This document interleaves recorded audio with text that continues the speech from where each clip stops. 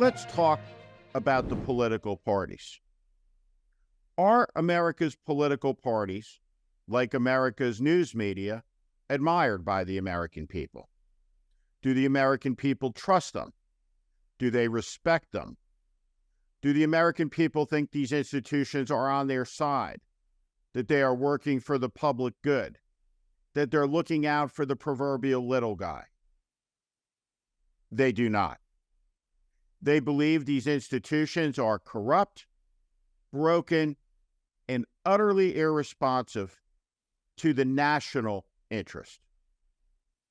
The American people look at these institutions and they don't see anything that's on the level. The Republicans in Washington may be self-satisfied, and so may be the Democrats. But the American people are, generally speaking, sick of the political parties. And the fastest growing political party in the United States is the decline to state category, the independent voter that wants nothing to do with either one of them. The sign of the depth of the sickness in American politics is simple to find. It's Donald Trump. The fact that he could become the nominee of one of the major parties shows that that party is corrupted and utterly broken. In fact, it demonstrates a level of depravity.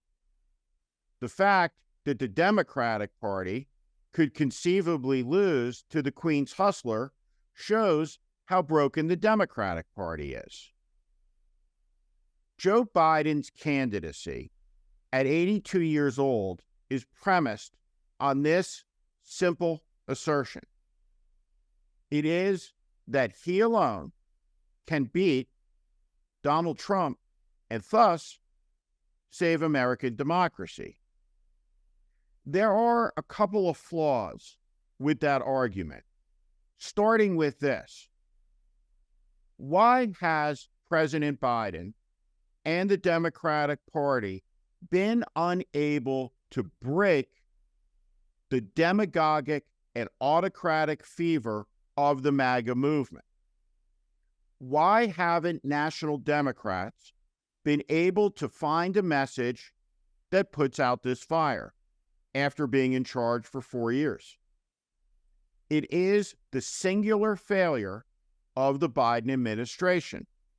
The fact that Donald Trump remains a threat to the peace, domestic tranquility, and continuation of the American Republic 7 years on. People like Donald Trump emerge in sick political systems, and the American system is sick. It is overrun by special interest money. It is overrun by foreign agents in Washington, D.C., doing the bidding of hostile foreign powers for millions of dollars a year. The pharmaceutical companies, the energy companies, the tech companies, all of them get privileged and preferential treatment in a system where you pay to play. That's the system that's broken. That's the system the American people are tuned out of, turned against, and deeply, deeply turned off by. In the United States, voting has become an exercise not where people look for hope and aspiration, but on the one hand, they look to punish the people they disagree with, or they vote defensively, looking to make their decision on the basis of what side they perceive will hurt them less. This is no way to run a country, and it is clear that the system is breaking. Now, the 2024 election will be here before you know it. And what has been hammered into the American people is that they're going to get something they don't want. That they're going to get a rematch between 82-year-old President Joe Biden and accused criminal Donald Trump. The American people are screaming, please, we want a square peg for this square hole. But the Washington powers that be seem intent on sending them around one. And in this country, the United States, typically, this doesn't work out very well because the national character is defiant and doesn't like being told what to do, doesn't like having things imposed on it from Washington, D.C. or New York City across a vast federal republic that spans a continent. Typically, when this happens, the American people find a way of letting their voices be heard. Now, over and over again, the national media drums this in. The choice will be between Joe Biden and Donald Trump. But there's a wrinkle in the plan. There's a group. It's called No Labels. No Labels is chaired by former Democratic and independent United States Senator Joe Lieberman. It's a bipartisan group. In my view, it's not a group that's had much impact on American politics, but it's about to. Because it is about to get ballot access and place onto the ballot in all 50 states an alternative to the Democratic and Republican nominees. We don't know who the No Labels candidate will be, but we do know this. The Democratic Party and its leadership doesn't like it very much. Jamie Harrison, the chairman of the Democratic National Committee, has said over and over again, now is not the time for a third-party effort. Here's the thing, though. The Democratic National Committee chairman doesn't get a vote about what No Labels is going to do.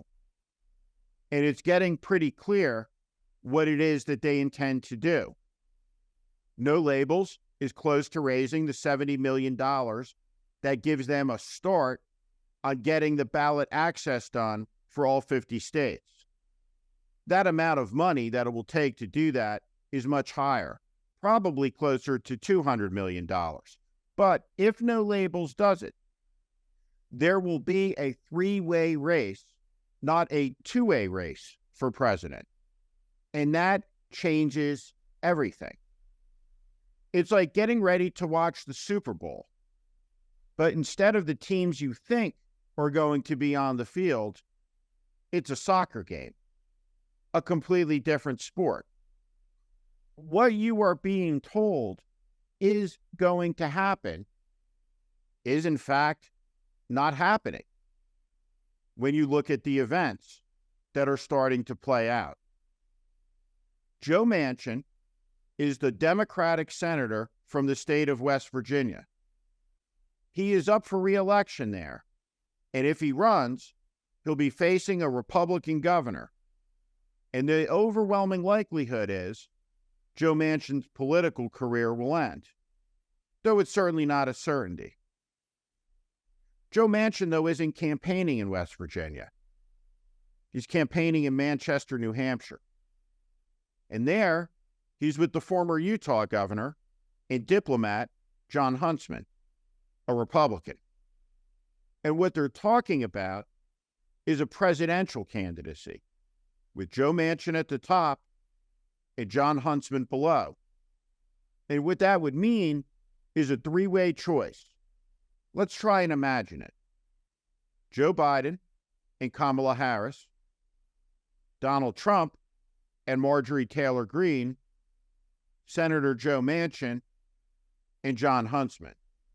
We're here to make sure that the American people have an option. And the option is, can you move the political parties off their respective sides? They've gone too far right and too far left. If that movement can move, but they can't be done, that can't be done unless they're threatened. No way even threatened is have people out there that says, listen, they can't win, either side can't win without the independent. Without that independent, that center left, center right, an independent Republican, an independent Democrat. If they have another option, then they're in trouble. Those parties are in trouble. So they're going to have to say, oh, okay, we better look at this again. I don't think unless we stay over here that they're going to vote for us, so maybe we can move. Let's see what happens. It's too early. or anyone thinks we need to do something. I'm interested on this because if you do get in the race and you spoil the election, would that factor into? I've never been in a race I've ever spoiled. I've been in races to win. And if I get in a race, I'm going to win. Now, at this moment, Joe Manchin is being a little disingenuous. He knows that the political parties between today and next April will not heal themselves. He knows how utterly broken they are, better than anyone, because he spends an awful lot of time with the people fundamentally that broke it. United States senators are at the top of the list. He full well knows that the political parties are not controlled monolithically. He knows that there's no pilot in the cockpit.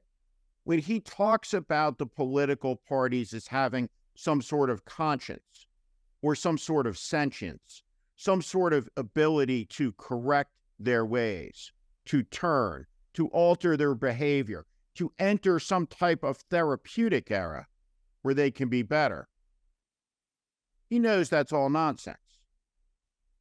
He knows the American political system will grow more and more and more dysfunctional. Joe Manchin and John Huntsman also know this about timing. They know that a third-party ticket doesn't have to go through the bruising primary process. They'll just be there as an alternative. Think about how insane the Republican Party primary process will be. As that race goes on over February and March and April, Joe Manchin and John Huntsman would start looking better and better and better, not necessarily through an ideological prison, but that also, but through a common sense one. People would look and see normalcy, if not hope. On the Democratic side, there's a cast of characters that currently are polling north of 20-25% that show President Biden's vulnerability within the Democratic Party and a great unease amongst Democratic voters.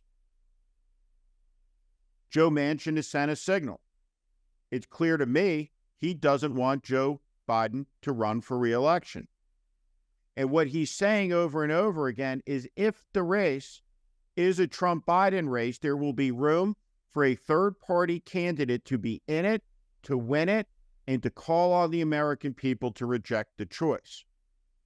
Now, in Washington, D.C., and you saw an example in the event, Washington reporters can't help but ask, but you'll be a spoiler. Now, the answer that Manchin gave enrages the Washington media and Washington, D.C.-based political activists.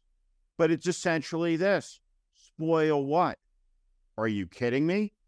If I do this, I'll be in it to win it. The larger point, though, is the race that is happening is different than the one that is being covered. Over recent years, most Americans have learned the 17 to 18 states that are called the battleground states, like Ohio and Florida, the states that determine the outcome of the presidential race. 18 states. All of the other states, right now, we know which way they're going to go. We know that New Jersey will wind up in the Democratic column, and we know that Oklahoma will wind up in the Republican column. In a three-way race, that all changes. The 18 competitive states expand to north of 40. And in most of those states, there's no national political infrastructure. It will be the wild, wild west. The truth of the matter is that the entire nature of the election changes. The strategy goes from assembling a majority to assembling a plurality. In 1992, Ross Perot was running for president. And before he went completely cuckoo and started blaming George Herbert Walker Bush for sabotaging his daughter's wedding, he wasn't in third place. Bill Clinton was. He was in first place. When an independent someday wins the presidency, in the United States, all of the pundits will look at it and say, it was obvious, it was clear, we should have seen it coming.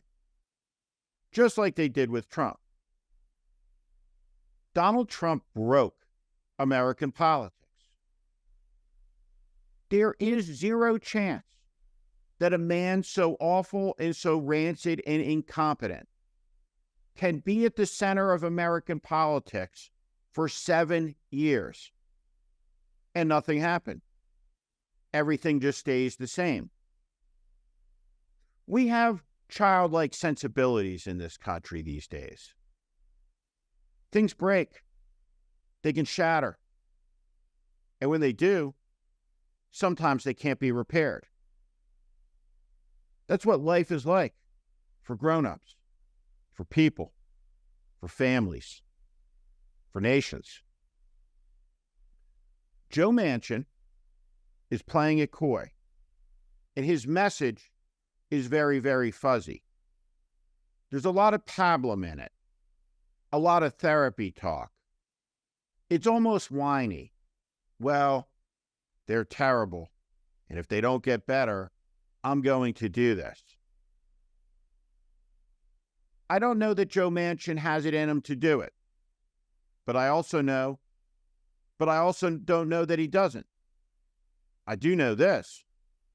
No one in the Republican Party and no one in the Democratic Party is going to get a vote on what he does. That seems perfectly clear to me. I think we're at the edge of a three-way race. And the Biden campaign has been perfectly clear about something. They have said over and over and over again that President Biden cannot win a three-way race. Well, if that's true, shouldn't the Democratic Party consider nominating somebody who can? Because the three-way race isn't a choice that the Democrats get to make. It's a choice that No Labels gets to make. The Democratic Party has to live in the world of that choice. It has to react to it.